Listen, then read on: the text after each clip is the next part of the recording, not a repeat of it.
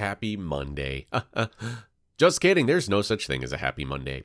Dreadful, depressing Monday, everyone. I'm your host, Andrew, and this is Crypto Espresso, your teeny tiny daily shot of caffeinated crypto headlines. Thankfully, these headlines are finite and do not occur everywhere all at once. First up, Silicon Valley Bank customers have full access to their funds from this morning, following a panicked weekend. It comes days after SVB was closed by California's Department of Financial Protection and Innovation, with FDIC appointed as the receiver. All deposits have been transferred to a bridge bank. Normal business hours are now in force, with debit cards and ATM withdrawals fully operational. A statement said all depositors of the institution will be made whole. No losses associated with the resolution of Silicon Valley Bank will be borne by taxpayers. Shareholders and certain unsecured debt holders will not be protected. Senior management has also been removed. This weekend's chaos saw USDC reach a new all-time low of 87 cents, but Bitcoin also traded at its cheapest price in 2 months. But as the storm clouds surrounding SVB begin to clear, digital assets have enjoyed something of a rebound. USD Coin is now once again trading at normal levels, with Bitcoin rallying 13% over the past 24 hours and breaking through $23,000. There's also a sea of green among altcoins, with Ether, BNB, and Cardano all posting double-digit gains. Unfortunately, though, there are signs that other financial institutions, such as First Republic, could be next in line for a bank run.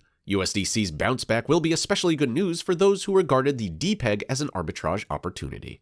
SVB was the 16th largest bank in America, and without question, it was the largest failure of a U.S. financial institution since the 2008 financial crisis. And like many other banks, it had been a presence internationally, including an arm in Britain. Silicon Valley Bank UK has now been snapped up for the princely sum of £1, which is about $1.21, by the British arm of HSBC. Chancellor Jeremy Hunt, the country's finance minister, also stressed that deposits would be protected and no bailout from taxpayers would be necessary. The drama also affected a small Indian bank called SVC. On social media, panicked concerns over its financial health were raised, all because it had a slightly similar name to SVB. Well, the crypto industry's medium and long-term problems got far worse on Sunday. New York financial regulators seized crypto-focused Signature Bank to prevent a Monday morning run. When combined with Silvergate and SVB, this means the sector's 3 main banking partners are suddenly gone. And gone with them are the Silvergate Exchange Network and Signature's Signet,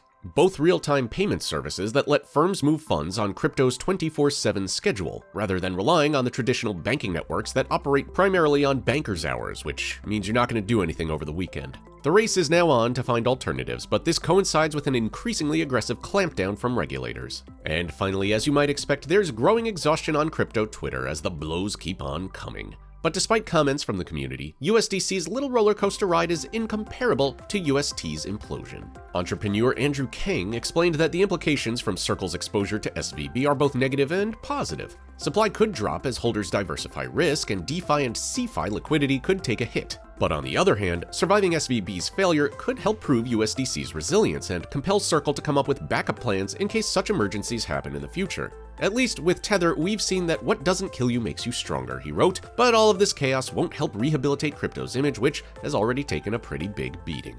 And speaking of beating, eggs can be prepared in a plethora of ways, including beaten into a scrambled concoction. Perhaps an omelet. Well, what does that have to do with an engagement spiel? Well, it doesn't, but I like eggs. You should still probably like this video, subscribe to our YouTube channel, and click on that little bell icon to get buzzed whenever a new Crypto Espresso video goes live. Thoughts on today's episode? Well, still no comments, so keep them to yourself. Questions about our headlines or crypto in general? Why not ask Alex in that description below? Alex is always a great resource for all things Web3 and the metaverse. And that about does it for today. Again, I've been your host, Andrew. These have been your headlines, and we'll see all of your beautiful, shining faces tomorrow.